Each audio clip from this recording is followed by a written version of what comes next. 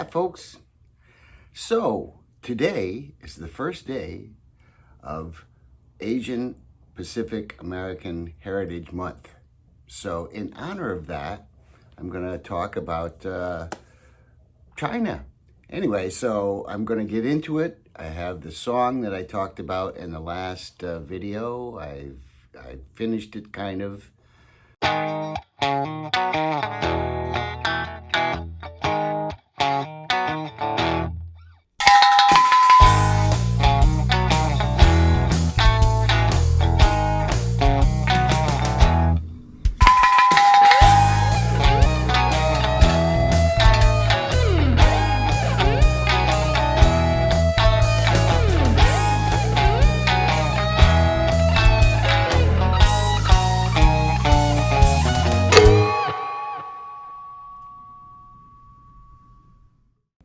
So, for the past week, we had vacation for the school kids. So, my friend that I told you about last week, we'll call her Lulu. She's a private person, doesn't want me to use her real name, and that's quite understandable.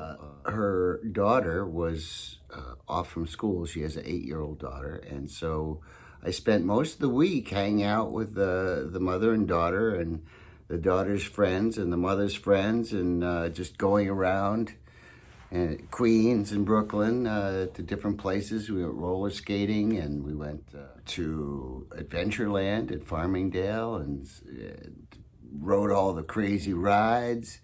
So we went out to some amazing meals. So it was lots of fun. So I mentioned this song that I wrote. I was talking to Lulu, and she said, "You should write a song about my life. It's quite adventurous," and it certainly is. So I wrote a little bit about it, and I created this song. I have to say that I got inspiration not only from her but from other people. Like the music is a Tom Bokovac jam that he did. I'll put a link to it in the description, but it's a jam that he did maybe a couple weeks ago, and it was called Nice Yacht or something like that. So that was the inspiration for the music. I changed it around a little bit. I couldn't actually play it like he plays it because he's just like, yeah. If you haven't watched Tom Bokovac and you play guitar, you really do yourself a favor. Check this guy out. Anyway, I'll put the link in the description for the music for this song that I borrowed from Tom. And then there was another video that I watched a while ago where there was this doctor, this Chinese doctor, and she talks about, Chinese culture basically. And she was saying that in China, a woman who isn't married, who's over 30, is called a leftover woman. So that really kind of upset me, And then she also said that single men over 30 are called like valuable real estate or diamond bachelors, things like that. So I was like, you know what? Screw that. I'm gonna make this woman be the diamond woman, and because she is great, and that is the inspiration for the lyrics. The music, the style of music is really in the style of K-pop, because that's what her daughter is into. So I wanted to make a song that, was kind of catering to the daughter and about her mother, and, spill some family secrets. So the other thing is that the week before I did a little speech, got on my soapbox about China, and so I'm going to play that for you now, and then afterwards I'll play the song that I wrote for Lulu and her daughter. Yeah, to get on my political soapbox here, and you guys already know I'm not going to force my opinion down anybody's throat, but I have been known to speak out about things that I care about or feel strongly. So, and I know being somebody who people look up to, that's, oh, you're not supposed to talk about politics, but just this one thing, okay, which is here I am, I'm living in Queens, not too far from Flushing, and spending quite a bit of my time with Chinese Americans and Chinese immigrants, and I do gotta say, I really enjoy the company of Chinese people. The United States is making a big mistake by casting China having some adversarial relationship, because if you think about it, China should be our ally. We should be working together. Can you imagine that? United States and China being allies? It would be incredible. The two greatest nations on earth to unite. That would be, well, I don't know, maybe it'd be too big a merger. Anyway, okay, so one of the things about Vietnam and all of that is that the United States was worried that it would just be like a stepping stone, that China would conquer all of Asia and all of this other stuff, and communism would rule. And how I see it is that in China, because the culture is different, it's more about the collective, that communism really works pretty well. It's not perfect by any means, and there's certainly there's not a whole lot of room for dissension there, but on the other hand, it's much better off than they used to be. Everybody's got a car and everybody's got a cell phone, and it's like they're quickly becoming a first world country. And Russia, on the other hand, is struggling, and I think that communism doesn't work so well in Russia.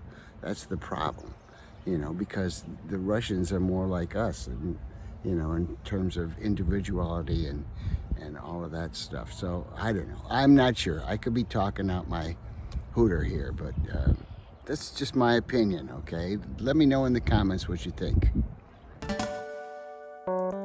You lose your husband to water, I lose my lover to sun. Guilt and regret beleaguer, with the hope of no one. You work for your daughter, I search for someone. Sadness follows us here, this combination. China diamond, your bright future become no leftover woman, a diamond you become. Sun goes rising, meanwhile we really kiss you like nation.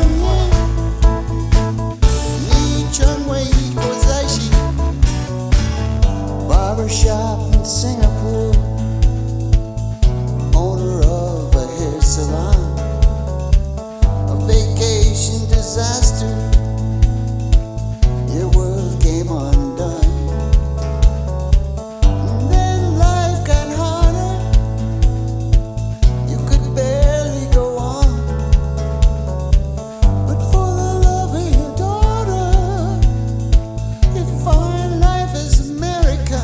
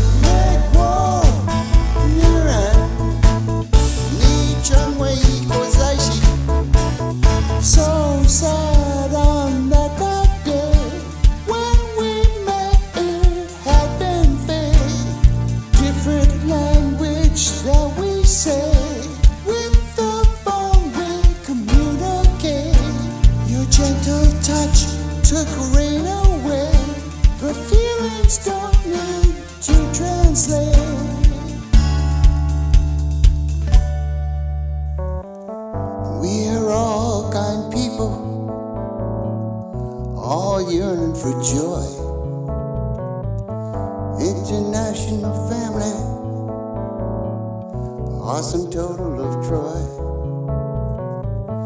Both have each other. We can play Chinese. Whether husband or lover, we still have the keys. China diamond, shining bright as the sun. American woman, a diamond you become. Sun goes rising, sometime young me out. Make war, mirror, ni chanwei MoCoS8E10. All right, so I hope you've enjoyed this episode. Before I go, I want to give a quick shout out to some of the Asian friends that I have accumulated over the years. First, I want to talk about Yik Wong, who was Helen Wheel's roadie, the best roadie ever. He was what a hard worker he was and still is. He's the tour manager for Patti Smith now. So Yik, this is for you. And I want to also recognize Lucy Kim, rest in peace. She was one of the first teachers that I got to know when I started my teaching career.